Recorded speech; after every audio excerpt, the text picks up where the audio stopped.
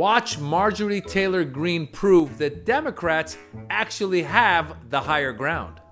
Do you believe that all of us have a responsibility to elevate our rhetoric and to denounce anti-Semitism and anti-police rhetoric in this country so that Jewish Americans and police officers can be safer? Congressman, I do.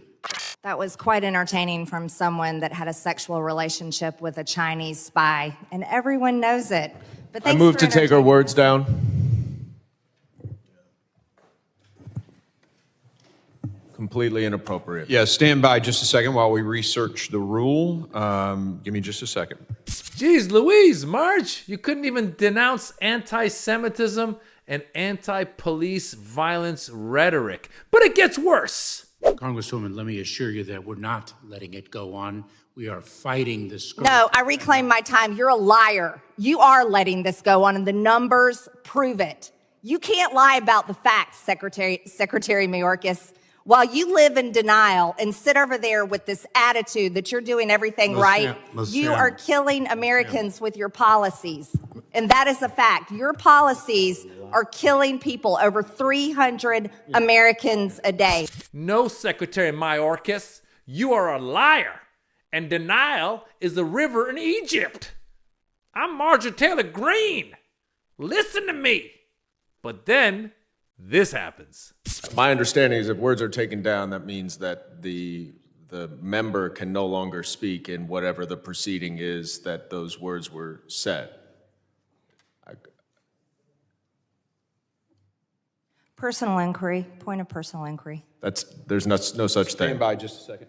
House, when we strike, it does terminate the time of the individual who is speaking. So the gentlelady is no longer recognized. Personal inquiry, there's no such thing. Okay, how about personal injury? Personal injury, still no such thing. They shut her up.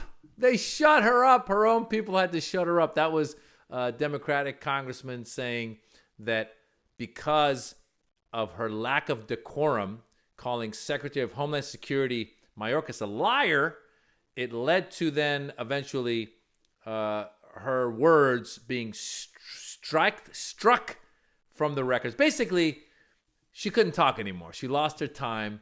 She's babbly babble.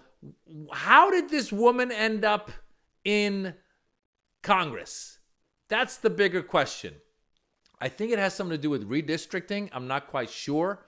I think it has something to do with redlining. I think they drew lines around this group of people who are absolutely ignorant, no offense to whoever's in her district that voted for her, but you got to be pretty ignorant to send this babbling, lack of decorum, horrible excuse for a human being into Congress, because she's not doing anything for you, by the way. She's looking for sound bites to put on the news networks to get people to go, red meat, yeah, another victory.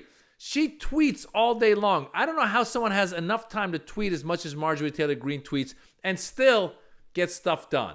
She ain't getting nothing done. Marco Rubio was on an interview. He said it's embarrassing for the United States that we have a transgender woman who is doing a collaboration with Bud Light. This is embarrassing for the United States. That's what Marco Rubio said. I think Marco Rubio has not watched these sessions in Congress to see what's really embarrassing for the United States is that these people are in positions of power. There's 435 members of Congress, and this is one of them, Marjorie Taylor Greene. People, do me a favor. If you know anybody in Georgia that's in her district, let them know, don't vote for Marjorie Taylor Greene because she ain't doing nothing for you.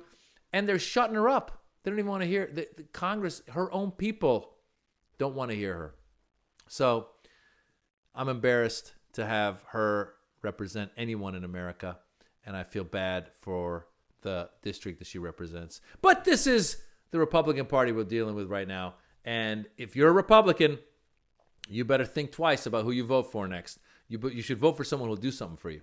Anyway, that's it, and personal inquiry. By the way, I have a special on YouTube. It's called The Birds and the Bees. Check it out. I'm Maz Jobrani. See you at a comedy show soon. Bye-bye.